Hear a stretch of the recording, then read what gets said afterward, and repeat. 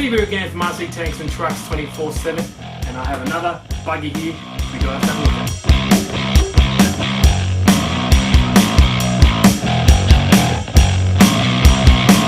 Now this is the FS Racing E9.5, kind of a strange name, but it is a 1/8 scale four-wheel drive brushless buggy. Now I do like the look of this buggy.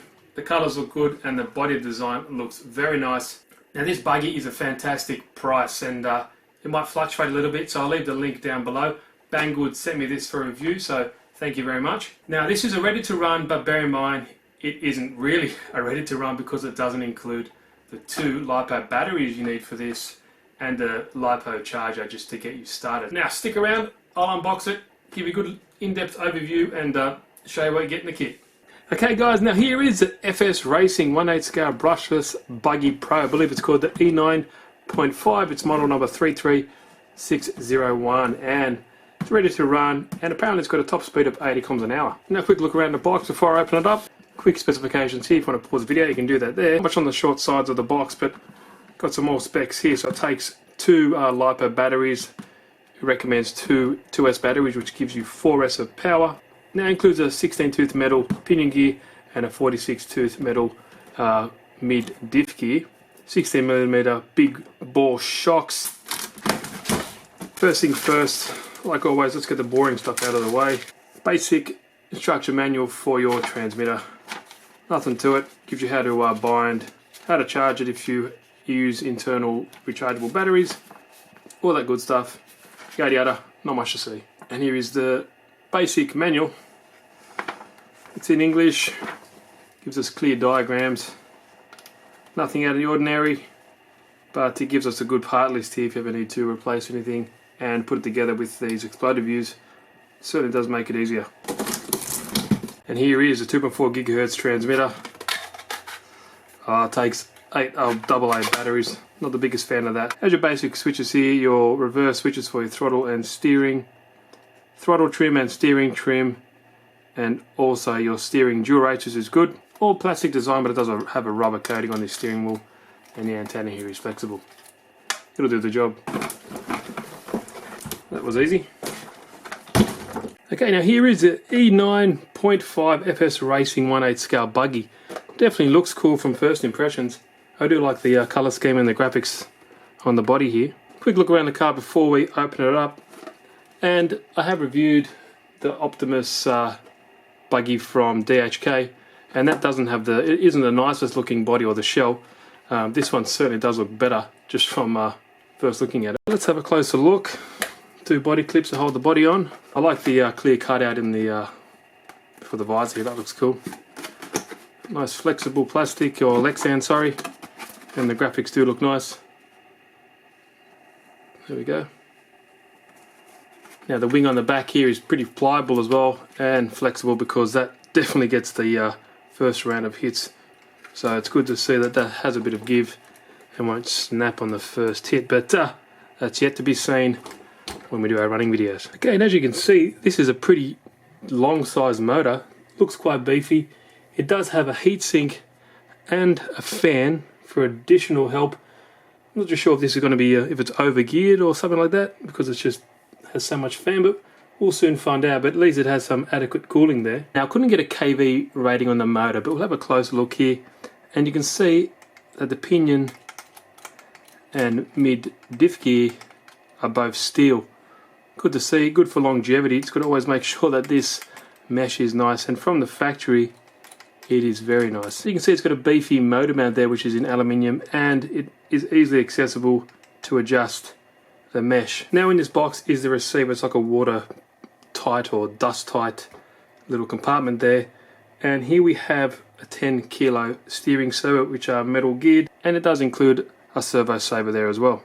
Now here we have the 80 amp brushless ESC. No word on if it's waterproof, but the on and off switch here has no rubber coating or anything like that to prevent any ingress of water, so I wouldn't trust it. As you can see, it comes included with 2 Dean's connectors as well. Now while we're on this side, we can see the 2 chassis braces. They are plastic. You've got one at the back and one at the front here, and also the quite thick steel dog bones going from the center diff to the front and rear differential as well. Now at the front you have a combination of metal here and plastic, so that's interesting. You also have quite thick dog bones as well, and you notice on these very wide and chunky shocks you have rubber boots to protect them from ingress of dust and all that other crap you don't want in there. Now the top suspension arms do offer some camber adjustment, and there is also toe in and toe out. If you look in there as well, there is also sway bars for the front and rear. Now the shocks are all aluminium, nicely threaded coilover style. They seem quite nice, not too bouncy from the factory, but that can always be changed with whatever oil thickness you want. Now there also is numerous settings to adjust the height if you like, and that is through this 4mm thick shock tower, which is at front and in the back as well. Now at the front you can also see that there are some more metal at the front. You've got this plate up here, and also this one that connects the left and right steering mechanism, so that's good. Hopefully that's up to the task, then it's strong in the right areas. In the middle of the car, that braces the center differential, you see this quite thick metal brace there as well. Here at the rear you can see same 4mm thick shock tower, huge fat shock absorbers like the front. They do include the boots as well, and here we have our sway bar, which is at the back. Very easy to adjust as well. Now it does have adjustments at the front for your camber, negative and positive, and another adjustment here with that big grub screw. Now the bottom of the car is 3mm thick aluminium plate, very nicely countersunk. There is a lot of holes there. A lot of them aren't being used, so maybe this chassis is used in other cars. All the screws seem to be Phillips head, which is strange because it does have some Phillips head, and some of the top of the car are Allen keyed. Now the rubber is fairly hard, a little quite sticky I guess. Not too sure how these hold up, but we'll definitely find out. Very generic looking wheels and tyre pattern I guess, but you know, looks can be deceiving. Does have 17mm nuts there, which is good, very generic, so easy to change out, and I always lose these, so it's always good to have spares. Now the battery tray is a generic size hard case battery pack, but you can fit 2 decent sized lipos in there, no problems whatsoever. Held down via these 2 Velcro straps. Shouldn't have any problems with getting pretty thick batteries in there because the height is quite decent, and you can do these up with a lot of room underneath there. Now just for fun, I've got the DHK Optimus XL here, which is a 1/8 scale buggy as well. Put them next to each other and they are identical in wheelbase, pretty much identical in length and everything, but the one thing I'd say about the Optimus, it does sit a lot higher. This FS Racing buggy is fairly low to the ground. By looking at the 2 here, the Optimus has some quite substantial aluminium bracing from the front and rear, where the FS Racing uses plastic, but I can definitely tell that the FS Racing has much thicker shock towers. These look 3mm on the Optimus, and these are 4mm as well. Apart from that, I've tested the Optimus. It's a fantastic car. Not the quickest car, but it does drive very well, and I've had no problems with it at all. Although I need to get it out more because I really enjoy this one, and I just haven't had the time to run it all the time. Now both of them take 2 batteries to run as well, and I think they are great cars. It's just I have not run this one yet, so it's hard for me to say how it runs, but from first impressions it looks just as good as the Optimus, but definitely find out when I start running it.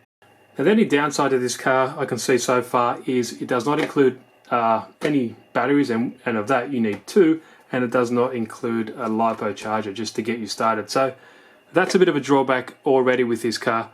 Apart from that, that seems to be it. The overall construction and the look of it so far show signs of promise, I guess, but when I drive it and give it a good hard thrashing, that'll be the ultimate test. So any questions guys, please leave them down below. I would definitely answer them as soon as I can. Now Bangle sent me this out for review, so thank you very much. If you want to go check it out, I'll leave the link in the description there. But that's it guys, Steve here again from RC Tanks and Trucks 24/7. Thanks for watching and I'll see you in the next video.